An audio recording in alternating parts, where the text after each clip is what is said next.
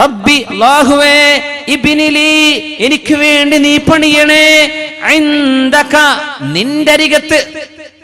എന്ത് വേണം? ബൈതൻ വീട്. വീടല്ല ആദ്യം വേണ്ടത്, നിന്റെ അരികത്താണ്, നിന്റെ ഖുർബാണ്, നിന്റെ സാമീപ്യമാണ് റബ്ബേ എനിക്ക് വേണ്ടത്. ഫറോവ എന്നെ ആക്രമിക്കുന്നുണ്ട്. ആരാണ് ഈ ഫറോവ?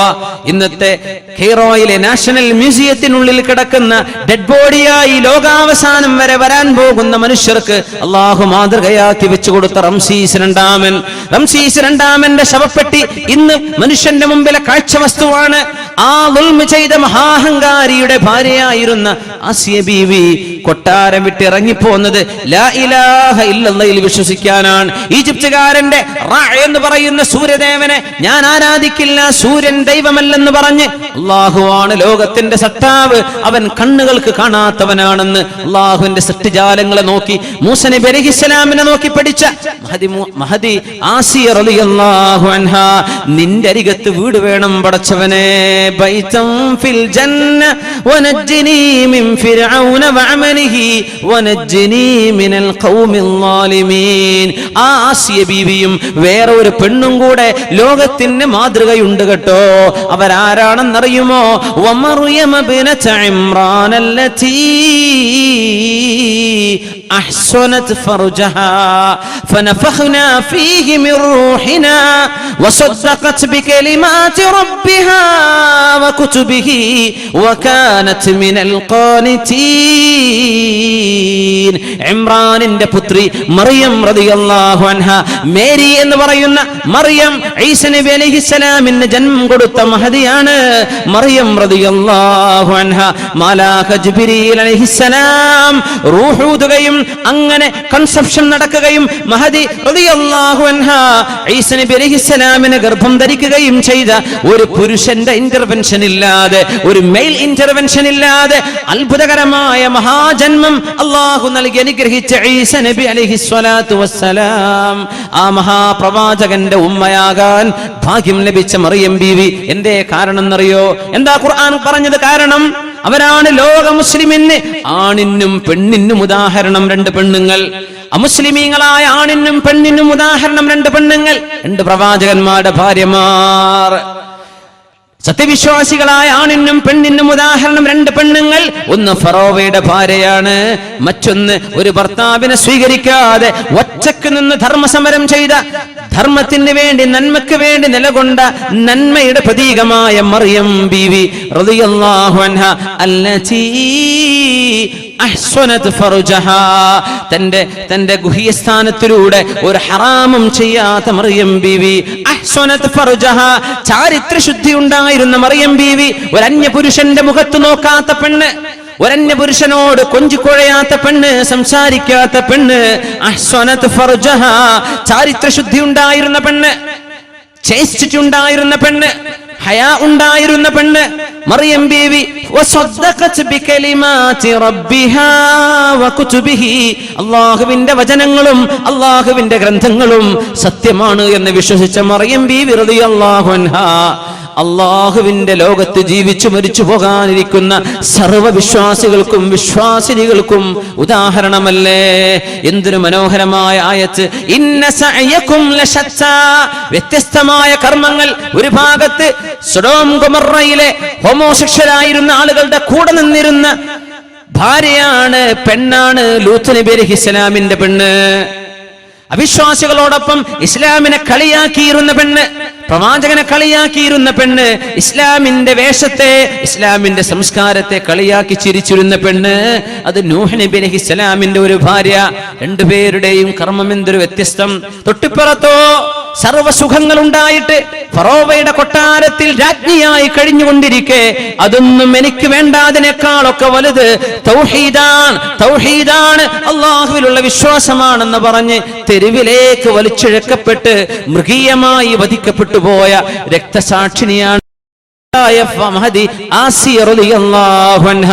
അവരും ഒറ്റക്ക് ജൂതന്മാർ മുഴുവനും വ്യഭിചാരിണി എന്ന് പറഞ്ഞ് മറിയം ബീവിയെ അഭിസാരിക എന്ന് പറഞ്ഞ് നാട്ടിൽ നിന്ന് ജെറൂസലേമിൽ നിൽക്കാൻ സ്വൈരം കൊടുക്കാതെ മറിയം റളിയല്ലാഹു അൻഹ തന്റെ ഗർഭത്തിലിരിക്കുന്ന മഹാനായ പ്രവാചകൻ ഈസാ നബി അലൈഹിസ്സലാമിനെ പ്രസവിക്കാൻ വേണ്ടി ഇടം തേടി നടന്ന മറിയം ബീവി റളിയല്ലാഹു അൻഹ അല്ലതി അഹ്സനത് ഫർജഹാ ഫനഫഖ്നാ ഫീഹി മിർ റൂഹിനാ.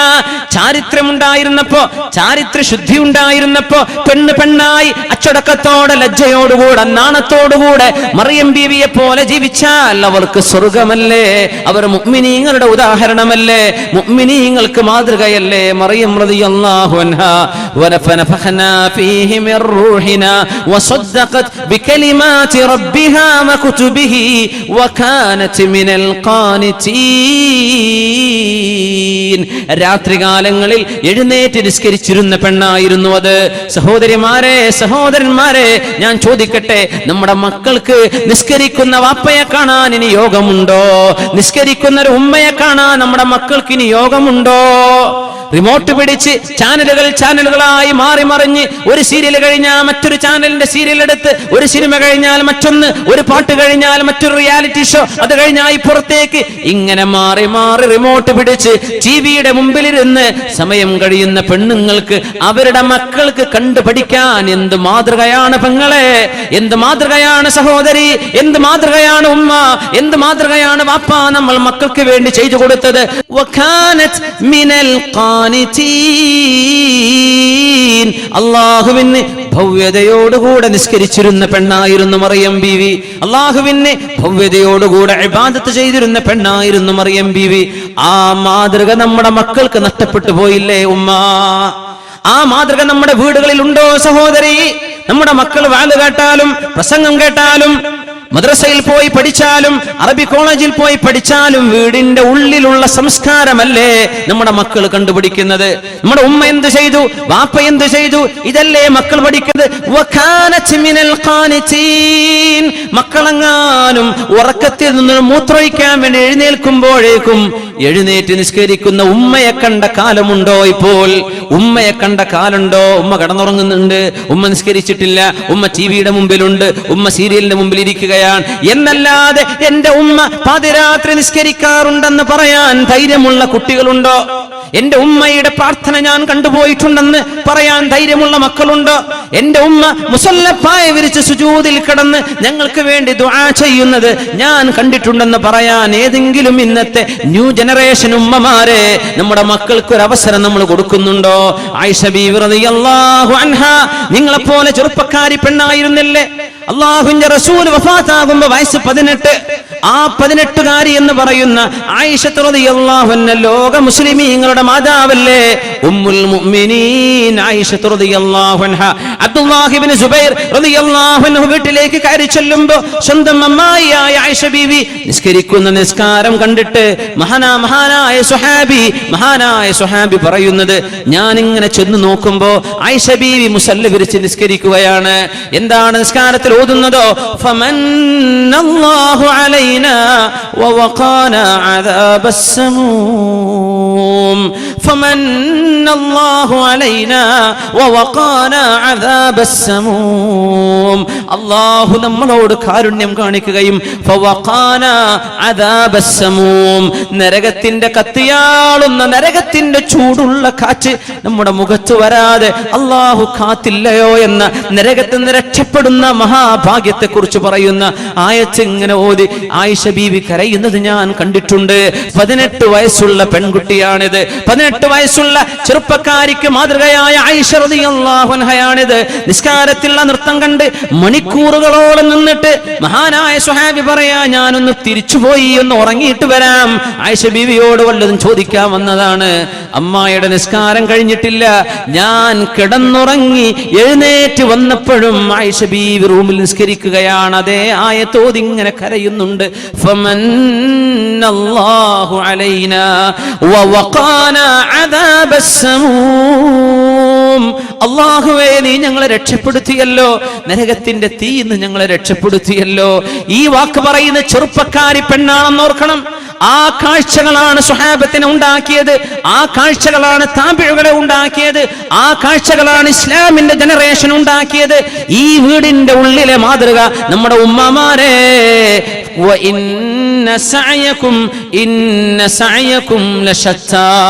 അതൊരു മാതൃക, ഇന്നത്തേത് വേറൊരു മാതൃക.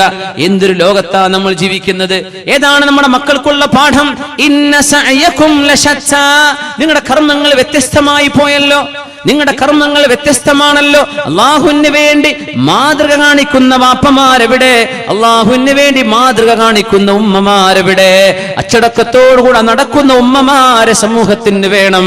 അച്ചടക്കത്തോടുകൂടെ നടക്കുന്ന ഉമ്മമാരെ. മഹാനായ അബൂ ത്വൽഹ റളിയല്ലാഹു അൻഹു, അബൂ ത്വൽഹ തങ്ങളുടെ ഭാര്യ ഉമ്മു സുലൈം റളിയല്ലാഹു അൻഹ അന്നൊരിക്കൽ കാരക്കയുടെ കുരുവിന്റെ കൊട്ടയുമായി നടന്നു വരുമ്പോ റസൂലുള്ളാഹി സ്വല്ലല്ലാഹു അലൈഹി വസല്ലം തങ്ങൾ കാരക്ക കുരു ചുമന്ന് നടന്നു വരുന്ന മഹദിയായ ഉമ്മു സുലൈം റളിയല്ലാഹു അൻഹ, മഹദി ഭർത്താവിനെ സഹായിക്കുകയാണ്, ഒട്ടകത്തിന്റെ തീറ്റ കൊണ്ടുവരികയാണ്. ആ പെണ്ണുങ്ങൾ നടക്കുന്ന കണ്ടപ്പോ, മഹദിയെ കണ്ടപ്പോ അല്ലാഹുവിന്റെ റസൂൽ ഒട്ടകത്തെ നിർത്തിയിട്ട് പറഞ്ഞു, ബഹിൻ ബഹിൻ ഇഖ് ഇഖ് എന്ന് പറഞ്ഞ് ഒട്ടകത്തെ താഴ്ത്തിക്കൊടുത്തു. കയറാൻ വേണ്ടി പറയുകയാണ് ലോകത്തിന്റെ ഗുരു റസൂലുള്ളാഹി സ്വല്ലല്ലാഹു അലൈഹി വസല്ലം, അന്നബിയു ഔലാ ബിൽ മുഅ്മിനീന മിൻ അൻഫുസിഹിം വഅസ്വാജുഹു ഉമ്മഹാതുഹും. അവരുടെ ഭാര്യമാർ, നബിയുടെ ഭാര്യമാർ നമുക്ക് മാതാക്കളാണ്. അല്ലാഹുവിന്റെ റസൂലോ നമുക്ക് വാപ്പക്ക് തുല്യമല്ലേ? നമ്മുടെ ശരീരത്തെക്കാളും ബന്ധപ്പെട്ടവരല്ലേ?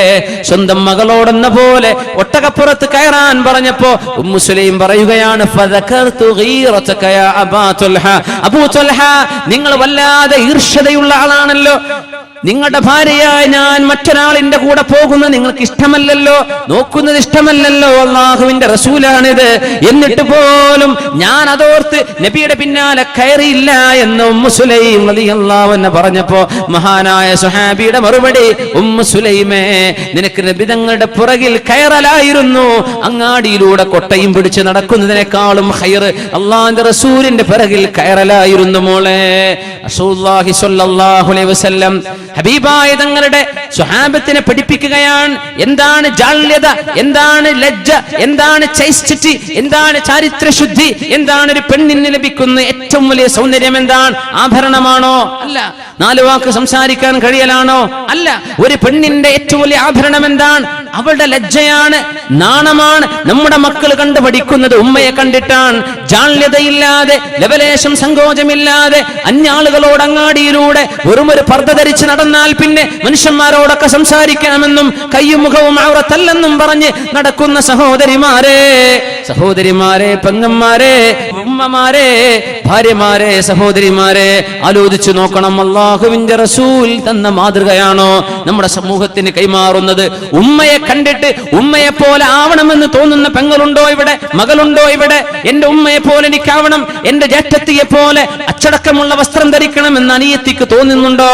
എന്റെ അനിയത്തിയെ കണ്ടിട്ടെങ്കിലും എനിക്കൊന്ന് നന്നാവണമെന്ന് ജ്യേഷ്ഠത്തിക്ക് തോന്നാൻ അനിയത്തി മാതൃകയാണോ? അനിയത്തിക്ക് ജ്യേഷ്ഠത്തി മാതൃകയായിട്ടുണ്ടോ? മക്കൾക്ക് ഉമ്മ മാതൃകയാണോ? ഉമ്മാക്ക് കണ്ടുപഠിക്കാൻ പറ്റുന്ന മക്കൾ ഉണ്ടാകുന്നുണ്ടോ? മക്കൾക്ക് കണ്ടുപഠിക്കാൻ പറ്റുന്ന മാതാപിതാക്കളുണ്ടോ? ഇന്ന സഅയകും ലശത്താ, എന്തൊരു മോശപ്പെട്ട രീതിയിലാണ് സമൂഹത്തിന്റെ ഒഴുക്ക്. ഇന്ന സഅയകും ലശത്താ, അവിടെ ഏറ്റവും വലിയ ലജ്ജയുടെ, നാണത്തിന്റെ, ഹയാഇന്റെ, ചൈസ്റ്റിറ്റിയുടെ മാതൃക ഇവിടെ. നാണമില്ലാത്ത സിംഫാനി മിൻ ഉമ്മതി ലം അറഹുമാ, 2 വിഭാഗമുണ്ട് എന്റെ സമൂഹത്തിൽ, ഞാൻ അവരെ കണ്ടിട്ടേ ഇല്ല, ഞാൻ അവരെ കണ്ടിട്ടേ ഇല്ല, 2 പേരും നരകത്തിലാണ്. ഞാൻ കാണാത്ത 2 വിഭാഗമുണ്ടെന്ന് റസൂലുള്ളാഹി സ്വല്ലല്ലാഹു അലൈഹി വസല്ലം. ഖൗമുൻ മഅഹും സിയാതുൻ കഅദ്നാബിൽ ബഖർ, ഖൗമുൻ മഅഹും സിയാതുൻ കഅദ്നാബിൽ ബഖർ, പശുവിന്റെ വാല് പോലെ ചാട്ടവാറുകൊണ്ട് ജനങ്ങളെ അടിക്കാൻ വരുന്ന നിയമപാലകന്മാർ, പ്രഹരിക്കുന്ന പോലീസുകാർ, അടിക്കുന്ന പോലീസുകാർ, മനുഷ്യന്മാരെ അടിക്കുന്നവർ, മനുഷ്യന്മാരെ ശാരീരിക വേദനിപ്പിക്കുന്നവർ, അങ്ങനെ ചാട്ടവാറുകൊണ്ട് മനുഷ്യന്മാരെ അടിക്കുന്ന ഒരു വിഭാഗം ഇനി വരാനുണ്ട്. ഞാൻ അവരെ കണ്ടിട്ടില്ലെന്ന് 1400 വർഷങ്ങൾക്ക് മുമ്പ് മുഹമ്മദ് റസൂലുള്ളാഹി സ്വല്ലല്ലാഹു അലൈഹി വസല്ലം പിന്നെ പറഞ്ഞു. ഒരു കൂട്ടരുമുണ്ട്, വനിസാഉ കാസിയാതുൻ ആരിയാതുൻ മായിലാതുൻ മുമീലാത്ത്. വസ്ത്രം ധരിച്ചു എന്ന് പറയാം, പക്ഷേ ആരിയാത്തുൻ അവർക്ക് വസ്ത്രമില്ലാത്തതിന് തുല്യമാണ്. ശരീരം മുഴുവനും കാണിച്ചു നടക്കുന്നതിന് തുല്യമാണ്. ടൈറ്റ് ഫിറ്റായ വസ്ത്രം ധരിച്ച്, ട്രാൻസ്പാരന്റ് ആയ വസ്ത്രം ധരിച്ച്, തൊലിനിറം കാണുന്ന വസ്ത്രം ധരിച്ച് പെണ്ണുങ്ങൾ നടക്കുന്ന ഒരു കാലഘട്ടം വരാനുണ്ട്. ലമ്മറഹുമാ, ഞാൻ അവരെ കണ്ടിട്ടില്ല. റസൂലുള്ളാഹി തങ്ങൾ പറയുന്നു, സ്വഹാബികൾ അവരെ കണ്ടിട്ടില്ല. കാസിയാത്തുൻ അവർക്ക് വസ്ത്രമുണ്ട്, പക്ഷേ ആരിയാത്തുൻ വസ്ത്രമില്ലാത്തവരാണ്. മായിലാത്ത് പുരുഷന്മാരിലേക്ക് കൊഞ്ചിക്കുഴയുന്നവരാണ്.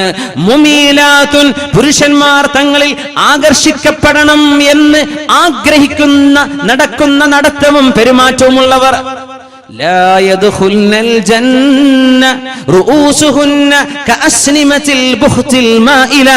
ഒട്ടകത്തിന്റെ പൂഞ്ഞാടുന്ന പോലെ തലമുടി കെട്ടിവെച്ച് മേലോട്ട് ഉയർത്തിവെച്ച് കെട്ടായി വെക്കുകയും, അങ്ങനെ ഒട്ടകം നടക്കുമ്പോൾ ഒട്ടകത്തിന്റെ പൂഞ്ഞാടുന്ന പോലെ പെണ്ണുങ്ങളുടെ തലമുടിയുടെ കെട്ട് മേലെ കെട്ടിവെച്ച കെട്ട് ഇങ്ങനെ ആടിക്കൊണ്ടിരിക്കും.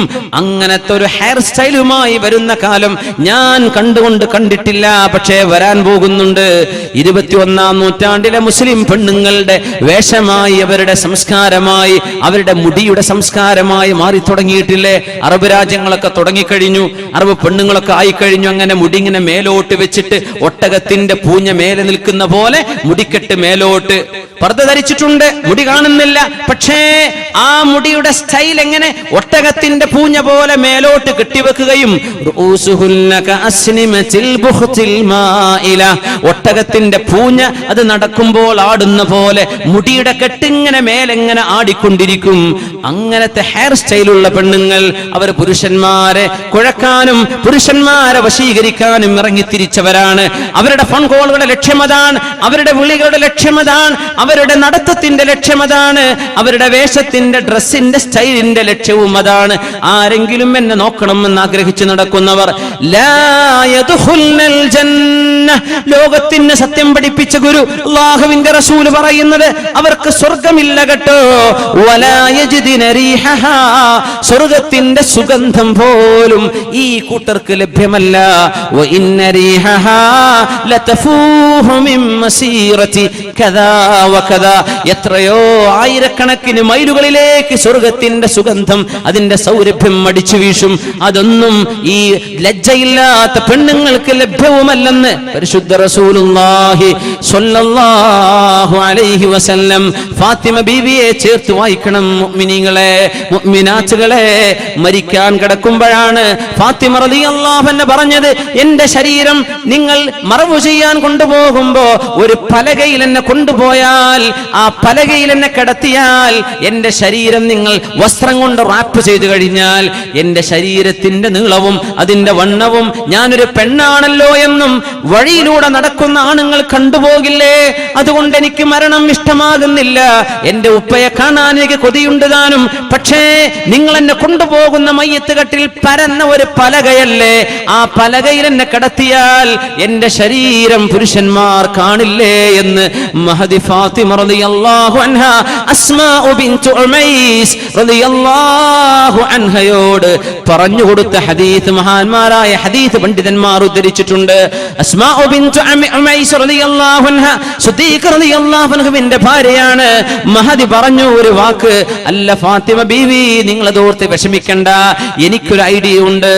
എത്യോപ്യക്കാരായ ആളുകൾക്ക് മയ്യത്ത് കട്ടിലുകളുണ്ട്, സൈഡിൽ പലകകളുള്ള വീഴാത്ത രീതിയിൽ പെട്ടിയായി കൊണ്ടുപോകുന്ന മയ്യത്ത് കട്ടിൽ ഞാൻ എത്യോപ്യക്കാർക്ക് കണ്ടിട്ടുണ്ട്.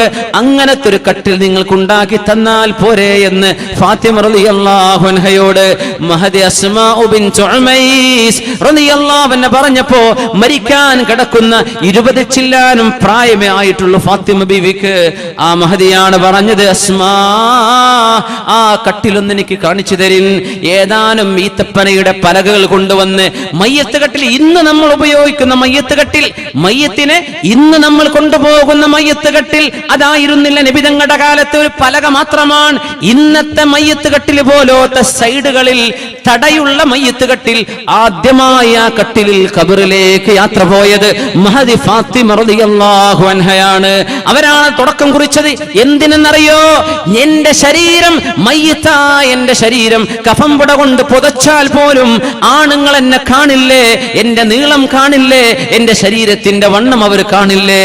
ഇത് മോശമാണ്, അതെനിക്ക് ഇഷ്ടമല്ല എന്ന് പറഞ്ഞപ്പോ ആ മയ്യത്ത് കട്ടിലിന്റെ രൂപം കാണിച്ചു കൊടുത്തപ്പോഴാണ് അൽആന ത്വാബ ഖൽബി, എനിക്കിപ്പോൾ സന്തോഷമായി എന്ന് ഫാത്തിമ റളിയല്ലാഹു അൻഹ. ഇബ്നു അബ്ബാസ് റളിയല്ലാഹു അൻഹു ഈ ഹദീസിൽ ഉദ്ധരിച്ചുകൊണ്ട് പറഞ്ഞു, വലം തുറ, അവരെ കാണപ്പെട്ടിട്ടില്ല, ളാഹികതൻ ബഅദ വഫാത്തി അബീഹാ സ്വല്ലല്ലാഹു അലൈഹി വസല്ലം, ഉപ്പ അല്ലാഹുവിന്റെ റസൂൽ 6 മാസങ്ങൾക്ക് മുമ്പ് മരിച്ചതിൽ പിന്നെ ഒരിക്കൽ പോലും പുഞ്ചിരിക്കാത്ത ഫാത്തിമ ബീവി മയ്യത്ത് കട്ടിലിലാണ് നിങ്ങളെ കൊണ്ടുപോകുന്നത്, വെറും ഒരു പലകയിൽ കടത്തിയിട്ടല്ല എന്ന് പറഞ്ഞപ്പോൾ അവർ പുഞ്ചിരിച്ചു എന്ന് റഈസുൽ മുഫസ്സിരീൻ ഇബ്നു അബ്ബാസ് റളിയല്ലാഹു അൻഹുമാ. ഇന്ന സഅയകും ലശത്താ, എന്തൊരു വ്യത്യാസം. ഇവിടെ ഫാത്തിമ ബീവി, ഇവിടെ നമ്മുടെ പെങ്ങള്, ഇവിടെ ഫാത്തിമ ബീവി, ഇവിടെ നമ്മുടെ ഉമ്മമാർ, ഇവിടെ ഫാത്തിമ ബീവി, ഇവിടെ നമ്മുടെ യുവജനങ്ങൾ, ഇവിടെ നമ്മുടെ ആൺകുട്ടികളും പെൺകുട്ടികളും. അസ്തിത്വം, ഇസ്ലാമിന്റെ തഖ്വയുടെ അസ്തിത്വം നഷ്ടപ്പെട്ടു പോയാൽ ഫസനുയസ്സിറുഹു ലിൽ ഉസ്റാ, നരകത്തിലേക്കുള്ള വഴിയാണ് തെരഞ്ഞെടുക്കുന്നത്. അതുകൊണ്ട് മുഅ്മിനേ, വനഫ്സിൻ വമാ സവ്വാഹാ ഫഅൽഹമഹാ ഫുജൂറഹാ വതഖ്വാഹാ, നന്മയേതാണ് തിന്മയേതാണെന്ന് അല്ലാഹു പറഞ്ഞു തന്നിട്ടുണ്ട്. അത് നമ്മൾ കേൾക്കുന്നുണ്ട്, അറിഞ്ഞുകൊണ്ടിരിക്കുന്നുണ്ട്, മറന്നുകൊണ്ടിരിക്കുന്നുണ്ട്, ഓർമ്മിപ്പിക്കപ്പെടുന്നുണ്ട്, ഓർമ്മപ്പെടുത്തലുകൾ നടക്കുന്നുണ്ട്, തദ്കീറുകളും തംബീഹുകളും നടക്കുന്നുണ്ട്. പക്ഷേ ഏതാണ് തെരഞ്ഞെടുക്കേണ്ടത്? ഇത്രയേ വിഷയം. ഞാൻ ഇതെടുക്കണോ അതെടുക്കണോ? രണ്ടും നിന്റെ മുമ്പിലുണ്ട്, രണ്ടും മുമ്പിലുണ്ട്. ഖദ് അഫ്ലഹ മൻ സക്കാഹാ വഖദ് ഖാബ മൻ ദസ്സാഹാ. ശരീരത്തെ നശിപ്പിക്കലിൻ, ശരീരത്തെ നശിപ്പിക്കലിൻ. ഈ ശരീരമുണ്ടെങ്കിലല്ലേ നിസ്കരിക്കാൻ പറ്റൂ, ഈ ശരീരമുണ്ടെങ്കിലല്ലേ നോമ്പെടുക്കാൻ പറ്റൂ, ഈ ശരീരമുണ്ടെങ്കിലല്ലേ സ്വതക്ക ചെയ്യാൻ പറ്റൂ, ഈ ശരീരമുണ്ടെങ്കിലല്ലേ അല്ലാഹുവിന് വേണ്ടി ഒന്ന് കരയാൻ പറ്റൂ, ഈ ശരീരമുണ്ടെങ്കിലല്ലേ ഖുർആൻ ഓതാൻ പറ്റൂ, ഈ ശരീരമുണ്ടെങ്കിലല്ലേ അനുഭവിക്കാൻ പറ്റൂ, ഈ ശരീരമുണ്ടെങ്കിലല്ലേ അല്ലാഹുവിന് ശുക്ർ ചെയ്യാൻ പറ്റൂ. ഖദ് അഫ്ലഹ മൻ സക്കാഹാ. അതുകൊണ്ട് നഫ്സിനെ, നിങ്ങളുടെ ശരീരത്തെ, നിങ്ങളുടെ റൂഹിനെ നിങ്ങൾ തസ്കിയത്ത് ചെയ്തെടുക്കിൻ, പരിപോഷിപ്പിച്ചെടുക്കിൻ, അള്ളാഹുവിന്റെ മുമ്പിലേക്ക് കൊണ്ടുവരിൻ. എന്റെ റബ്ബിന് ഇഷ്ടമാണോ ഇഷ്ടമല്ലയോ എന്ന് ചിന്തിക്കിൻ. അള്ളാഹുവിന് ഇഷ്ടമുള്ളത് എനിക്ക് മതി, ഇഷ്ടമില്ലാത്തത് എനിക്ക് വേണ്ട. വമാ യുഗ്നി അൻഹു മാലുഹു ഇദാ തറദ്ദാ. നരകത്തിലേക്ക് മനുഷ്യൻ ആപ്പതിച്ചു വീഴുകയാണെങ്കിൽ എന്തവനെ രക്ഷപ്പെടുത്താൻ വരും? ആരവനെ രക്ഷപ്പെടുത്താൻ വരും? റസൂലുള്ളാഹി സ്വല്ലല്ലാഹു അലൈഹി വസല്ലം, വമാ യുഗ്നി അൻഹു മാലുഹു ഇദാ തറദ്ദാ. സമ്പാദ്യം ജീവിക്കുന്നത് അതിനെന്ന പോലെ, ആകെ ജീവിക്കുന്നത് കച്ചവടത്തിന്, ആകെ ജീവിക്കുന്നത് വീടുണ്ടാക്കാൻ, ആകെ ജീവിക്കുന്നത് മക്കളെ കെട്ടിക്കാൻ. ഈ സമ്പാദ്യങ്ങളൊക്കെ നാളെ നരകത്തിലേക്കാണ് പോകുന്നതെങ്കിൽ എന്തുപകാരം?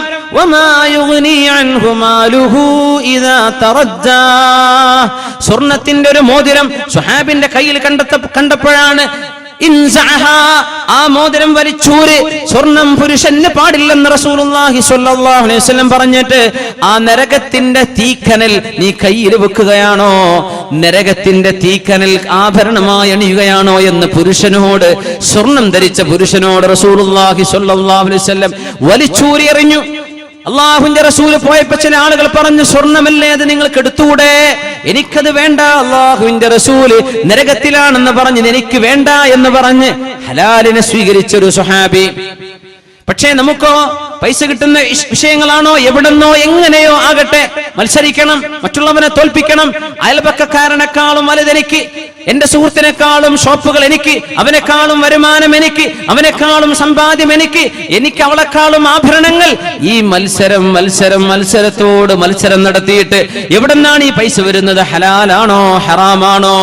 ഹലാലിൽ നിന്നാണോ ഹറാമിൽ നിന്നാണോ, ഇത് ചിന്തിക്കാതെ മനുഷ്യൻ സമ്പത്തിന് ഓടി നടക്കുമ്പോൾ അൽമാലു ഹലാലുഹു ഹിസാബുൻ വഹറാമുഹു ഹസ്റത്തുൻ വനദാമ. മഹാനായ ഹസനുൽ ബസ്രി റളിയല്ലാഹു അൻഹു, സമ്പാദ്യങ്ങളൊക്കെ ഹലാൽ സമ്പാദിച്ചാൽ നാളെ അത് ഹിസാബിന് കാരണമാകും. വിചാരണയുടെ നീളം കൂടും, വിചാരണയുടെ നീളം കൂടും. മുതലാളിയായ സ്വഹാബിയാണ് നാളെ അവസാനമായി വിചാരണ കഴിയുന്ന സ്വഹാബികളിൽ ഏറ്റവും വലിയ മുതലാളിയായിരിക്കും. ആ മുതലാളി മറ്റാരുമല്ല, അബ്ദുറഹ്മാൻ ഇബ്നു ഔഫ് റളിയല്ലാഹു അൻഹു ആണ്. ആ സ്വഹാബി സിറിയയിൽ നിന്ന് കച്ചവട സംഘങ്ങൾ മദീനത്തേക്ക് വന്ന സമയം വെള്ളിയാഴ്ച ദിവസം റസൂലുള്ളാഹി സ്വല്ലല്ലാഹു അലൈഹി വസല്ലം മിമ്പറിൽ ഖുതുബ ഓതിക്കൊണ്ടിരിക്കുകയാണ്. ഖുതുബ ഓതുമ്പോഴാണ് വാദ്യമേളങ്ങളുമായി ആഴ്ചകളോളം മാസങ്ങളോളം എടുത്ത് യാത്ര തിരിച്ചു വരുന്ന യാത്രാ സംഘത്തെ കാണാൻ പള്ളിയിലെ കുട്ടികൾ തിരിച്ചോടി പള്ളിയിൽ നിന്ന് പാപ്പമാരെ കാണാൻ, ജ്യേഷ്ഠന്മാരെ കാണാൻ, അനിയന്മാരെ, പിതാക്കന്മാര് മക്കളെ കാണാൻ എല്ലാവരും പള്ളിയിൽ നിന്ന് ഇറങ്ങിയോടി ഖുതുബ നടക്കുന്ന നേരത്ത് കച്ചവട സംഘം വന്നതാണ്. ഗൾഫിൽ നിന്ന് വാപ്പ വന്ന പ്രതീതി പോലുമല്ല, അതിനേക്കാളൊക്കെ വലുതല്ലേ. 40 ദിവസം എടുത്ത് തിരിച്ചുള്ള യാത്ര, അങ്ങോട്ട് 40 ദിവസം. ആ ദീർഘമായ യാത്ര കഴിഞ്ഞ് തിരിച്ചു വന്ന യാത്രാ സംഘത്തെ കാണാൻ وَإِذَا رَأَوْا تِجَارَةً أَوْ لَهْوًا انفَضُّوا إِلَيْهَا وَتَرَكُوكَ قَائِمًا قُلْ مَا عِندَ اللَّهِ خَيْرٌ مِنَ اللَّهْوِ وَمِنَ التِّجَارَةِ وَاللَّهُ خَيْرُ الرَّازِقِينَ وَإِذَا رَأَوْا تِجَارَةً أَوْ لَهْوًا انفَضُّوا إِلَيْهَا. ഒരു കച്ചവടമോ ആനന്ദമോ കാണുമ്പോഴേക്കും ഖുതുബയോതുന്ന മിമ്പറിൽ നിൽക്കുന്ന നബിയെ അങ്ങയെ നോക്കുകുത്തിയാക്കി അങ്ങ് മിമ്പറിൽ നിൽക്കെ അങ്ങയെ ഉപേക്ഷിച്ച് പള്ളിയിൽ നിന്ന് പുറത്തു പോവുകയാണോ സത്യവിശ്വാസികൾ എന്ന് സൂറത്തുൽ ജുമുഅയിലെ ആയത്തിറങ്ങിയപ്പോ മഹാനായ അബ്ദുറഹ്മാൻ ഇബ്നു ഔഫ് റളിയല്ലാഹു അൻഹു ഓടി വന്നിട്ട് പറഞ്ഞു, നബിയേ, എന്റെ യാത്രാ സംഘം വന്നപ്പോഴല്ലേ പ്രശ്നമുണ്ടായത്, എന്റെ യാത്രാ സംഘം വന്നപ്പോഴല്ലേ നബിയേ അങ്ങയുടെ ഖുതുബക്ക് മോശമുണ്ടായത്, എന്റെ യാത്രാ സംഘത്തിന്റെ ഒച്ചപ്പാടുകൾ കണ്ടപ്പോഴല്ലേ ഖുതുബ ശ്രദ്ധിച്ചുകൊണ്ടിരിക്കുന്ന വിശ്വാസികൾ പള്ളിയിൽ നിന്ന് ഇറങ്ങി ഓടിയത്. അതുകൊണ്ട് നബിയേ, എത്രയോ ദിവസങ്ങൾ എടുത്തെടുത്ത യാത്രയാണതെന്നറിയാം, എത്രയോ സാധനങ്ങൾ, എത്രയോ പൈസയുടെ മുതലാണെന്നറിയാം. ഇജ്അൽഹാ ഫീമാ യുർദീക യാ റസൂലല്ലാഹ്. ഈ കച്ചവട സംഘത്തിലുള്ള മുഴുവൻ സാധനവും നിങ്ങൾ എടുത്തോളൂ നബിയേ, ഇത് ഞാൻ കച്ചവടം ചെയ്യുന്നില്ല, അള്ളാഹുവിന് വേണ്ടി പ്രയാസം വന്ന ഒരു സമ്പത്ത് എനിക്ക് വേണ്ട, ജുമുഅക്ക് പ്രയാസം വന്ന ഒരു സമ്പത്ത് എനിക്ക് വേണ്ട നബിയേ, ഇത് മുഴുവനും മുസ്ലിമീങ്ങൾക്ക് സ്വതക്കയാണ്. മഹാനായ അബ്ദുറഹ്മാൻ ഇബ്നു ഔഫ് റളിയല്ലാഹു അൻഹു ആണ് പണി ചെയ്തത്. ഈ സ്വഹാബിയെ കുറിച്ച് റസൂലുള്ളാഹി തങ്ങൾ പറയുമായിരുന്നു, ഖിയാമത്ത് നാളിലെ വിചാരണ കഴിയുമ്പോൾ ഞാൻ ഇങ്ങനെ പ്രതീക്ഷിച്ചു നിൽക്കും സ്വർഗത്തിലേക്ക് പോകാൻ. അവിടുന്ന് ചോദിക്കും സ്വഹാബികളോട്, എല്ലാവരും എത്തിയോ? അവർ പറയും, നബിയേ, എല്ലാവരും വന്നിട്ടുണ്ട്, ഒരാളൊഴികെ. ആരാണത്? അബ്ദുറഹ്മാൻ ഇബ്നു ഔഫ് എത്തിയിട്ടില്ല. എവിടെയാണ് അബ്ദുറഹ്മാൻ ഇബ്നു ഔഫ്? വലാ സാല ഫിൽ ഹിസാബ്. വിചാരണ നടക്കുകയാണ്, ഇപ്പോഴും അല്ലാഹുവിന്റെ ചോദ്യം തീർന്നിട്ടില്ല നബിയേ. അബ്ദുറഹ്മാൻ ഇബ്നു ഔഫ് എന്നവർക്ക് പോരാൻ നേരമായിട്ടില്ല. മറ്റാരുമല്ല, അല്ലാഹുവിന്റെ മുമ്പിൽ കൊടുക്കാൻ ഉത്തരമുള്ള സ്വഹാബിയാണിത്. 10ഓളം സ്വഹാബിമാർ സ്വർഗത്തിലാണെന്ന് പറഞ്ഞിട്ടില്ലേ നബി തങ്ങൾ? അൽ അശറത്തുൽ മുബശ്ശരീൻ, ആ 10 പേരിൽപ്പെട്ട ഒരാളാണ് മഹാനായ അബ്ദുറഹ്മാൻ ഇബ്നു ഔഫ് റളിയല്ലാഹു അൻഹു. സമ്പത്ത് കൊണ്ട് പത്രാസോ അഭിമാനമോ നടിക്കല്ലേ, ഇത്ര ഞങ്ങൾക്കുണ്ടെന്ന് പറയല്ലേ, ഞങ്ങളുടെ ആൾ ഇത്രയുണ്ടെന്ന് പറയല്ലേ, ഞങ്ങളുടെ പള്ളിക്ക് ഇത്ര വിലയെന്ന് പറയല്ലേ, അഭിമാനം സമ്പത്ത് കൊണ്ട് കളിക്കല്ലേ. അള്ളാഹുവിന്റെ മുമ്പിൽ എവിടുന്ന് ഇതൊക്കെ കൊണ്ടുവന്നു, എവിടെ ചെലവഴിച്ചു എന്ന ഓരോ പൈസയുടെയും കണക്ക് ബോധിപ്പിക്കാതെ അള്ളാഹുവിന്റെ മുമ്പിൽ കാലെടുത്ത് വെക്കാൻ കഴിയില്ലെന്നാണ് ഹദീസെങ്കിൽ മഹാനായ ഹസനുൽ ബസ്രി തങ്ങൾ പറയുന്ന വാക്കൊന്ന് കേൾക്കിൻ. ഹലാലുഹു ഹിസാബുൻ, ഹലാലിലൂടെ സമ്പാദിച്ചതാണെങ്കിൽ തന്നെയും നാളെ വിചാരണയുണ്ട്. വഹറാമുഹു ഹസ്റത്തും വനദാമ, ഹറാമിലാണ് സമ്പാദിച്ചതെങ്കിൽ നാളെ സങ്കടത്തിന് കാരണമാകും.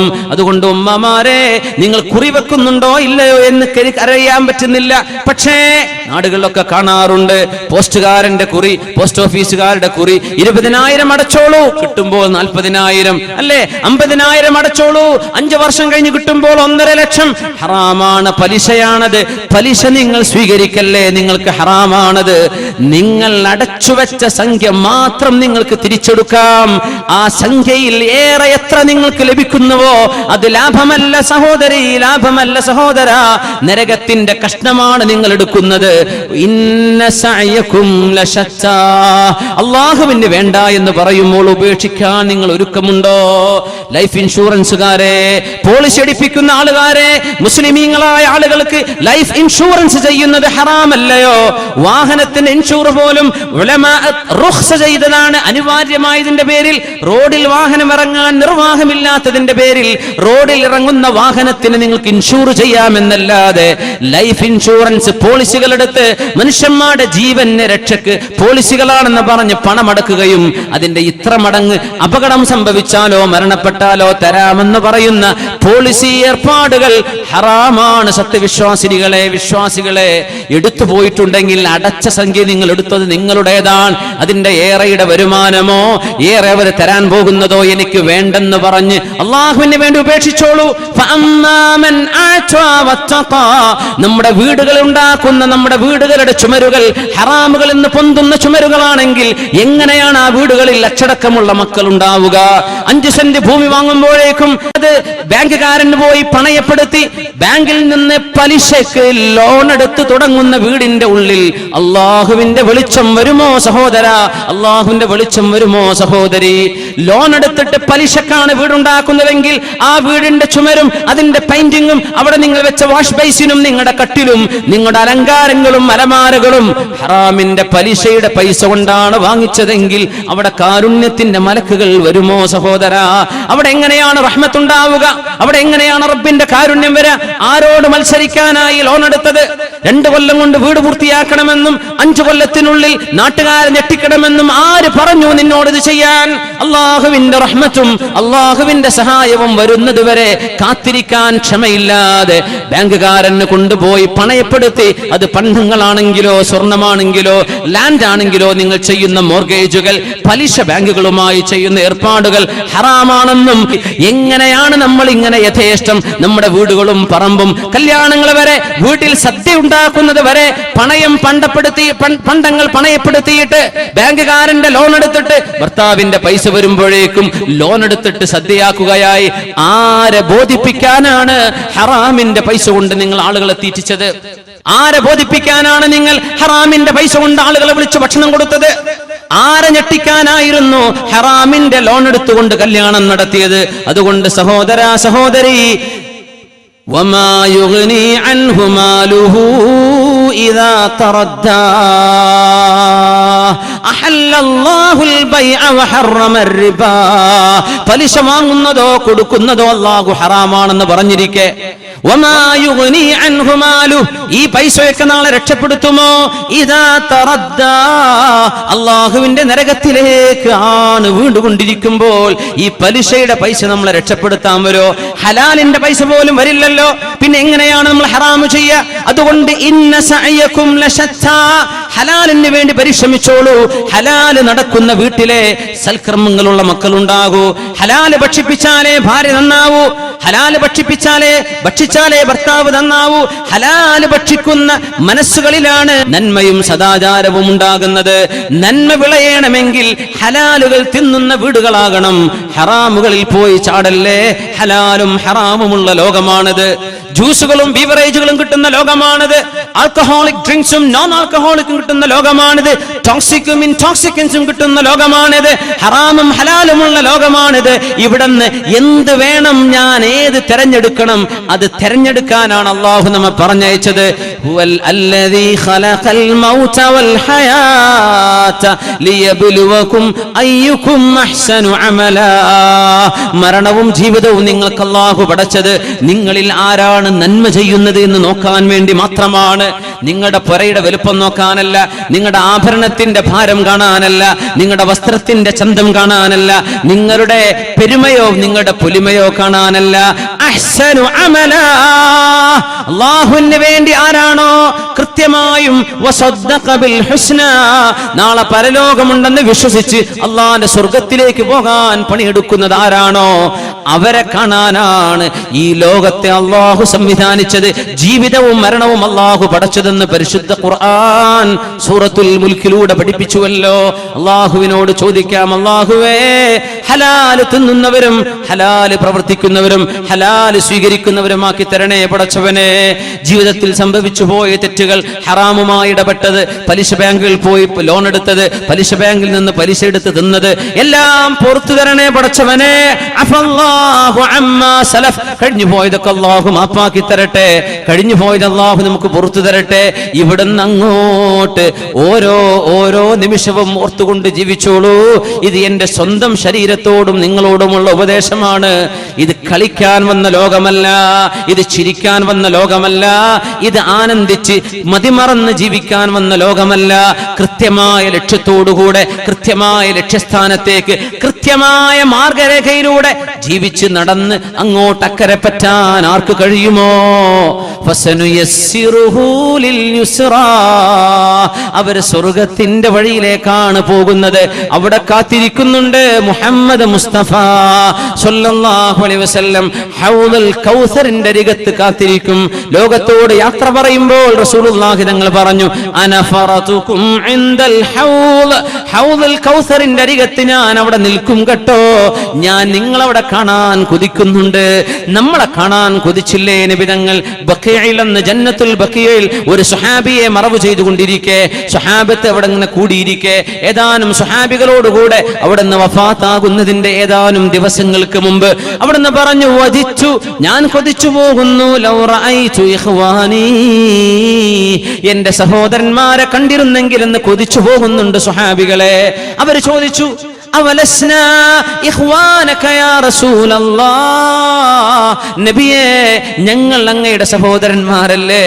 അവിടുന്ന് പറഞ്ഞു, നിങ്ങൾ അൻതും അസ്ഹാബി, നിങ്ങൾ എൻ്റെ കമ്പാനിയൻസ്, നിങ്ങൾ എൻ്റെ സഹചാരികൾ, നിങ്ങൾ എൻ്റെ സ്വഹാബികളാണ്. എൻ്റെ സഹോദരന്മാർ, എൻ്റെ സഹോദരിമാർ, അവർ ഇതുവരെ ലോകത്ത് വന്നിട്ടില്ല. അല്ലദീന ലം യഅ്തു ബഅദു, ഇതുവരെ ലോകത്ത് വന്നിട്ടില്ല. യുഅ്മിനൂന ബി വലം യറൗനി, എന്നെ കാണാതെ എന്നെ വിശ്വസിക്കുന്നവരാണവർ. യുഅ്മിനൂന ബി വലം യറൗനി, എന്നെ കണ്ടിട്ടില്ല അവർ, പക്ഷേ എന്നിൽ വിശ്വസിക്കും. ഖുർആനിന്റെ അവതരണത്തിന് സാക്ഷികളല്ല അവർ, പക്ഷേ അല്ലാഹുവിന്റെ വചനത്തിൽ വിശ്വസിക്കുന്നവർ. അല്ലാഹുവിനെ കണ്ടിട്ടില്ല, അല്ലാഹുവിൽ വിശ്വസിക്കുന്നവർ. അങ്ങനെ നിങ്ങളുടെ കാലശേഷം വരാൻ പോകുന്ന, ലോകാവസാനം വരെ വരാൻ പോകുന്ന സത്യവിശ്വാസികളെയും വിശ്വാസിനികളെയും ഒന്ന് കണ്ടെങ്കിലെന്ന് ഞാൻ കൊതിക്കുന്നു എന്ന് മരണപ്പെട്ട ഒരു സമൂഹത്തിന്റെ അരികത്ത് മഖ്ബറയിൽ ചെന്നിട്ട്, ഖബർസ്ഥാനിൽ ചെന്നിട്ട് ജീവിച്ചിരിപ്പുള്ള സ്വഹാബത്തിന്റെ മുമ്പിൽ നിന്നിട്ട് വരാൻ പോകുന്ന തലമുറയെ കാണാൻ കൊതിച്ച നബിയാണ് ഷഫീഉൽ മുദ്നിബീൻ മുഹമ്മദ് റസൂലുള്ളാഹ് സ്വല്ലല്ലാഹു അലൈഹി വസല്ലം.